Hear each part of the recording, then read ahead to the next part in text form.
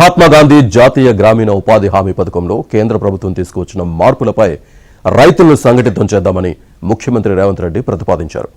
కేంద్రం కొత్తగా తీసుకొచ్చిన జీ చట్టంతో జరిగే నష్టం గురించి పల్లెకు తిరిగి అన్నదాతలకు అవగాహన కల్పిద్దామని సూచించారు. నరేగాకు మద్దతుగా గ్రామస్థాయిలో పెద్ద ఎత్తున ఉద్యమ కార్యాచరణ చేపడదామని చెప్పారు. ఢిల్లీలోని ఇందిరాభవన్లో జరిగిన కాంగ్రెస్ వర్కింగ్ కమిటీ సమావేశంలో రేవంత్ పాల్గొన్నారు.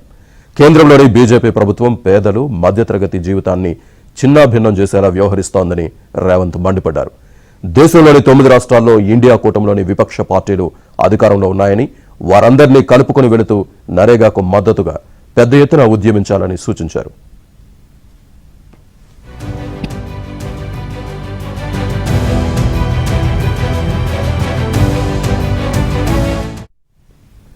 కాంగ్రెస్ సంప్రదాయ ఓటర్లను లక్ష్యంగా చేసుకుని కేంద్రంలోని బీజేపీ ప్రభుత్వం కొత్త కార్యక్రమాలు చేస్తోందని, పాత చట్టాలకు పాతరేస్తూ కొత్త చట్టాలను రూపొందిస్తోందని సీఎం రేవంత్ రెడ్డి ఆరోపించారు.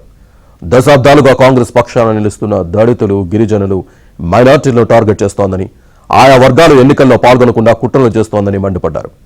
సమగ్ర ఓటరు జాబితా సవరణ పేరుతో గిరిజనులు, దళితులు, మైనార్టీలను టార్గెట్గా చేసుకుని వారి ఓట్లను తొలగిస్తోందన్నారు.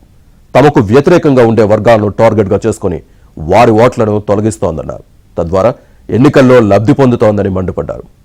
ఓట్ చోరీపై జాతీయ స్థాయిలో కాంగ్రెస్ చేసిన ఉద్యమానికి అనూహ్య మద్దతు లభించిందని రేవంత్ రెడ్డి గుర్తు చేశారు.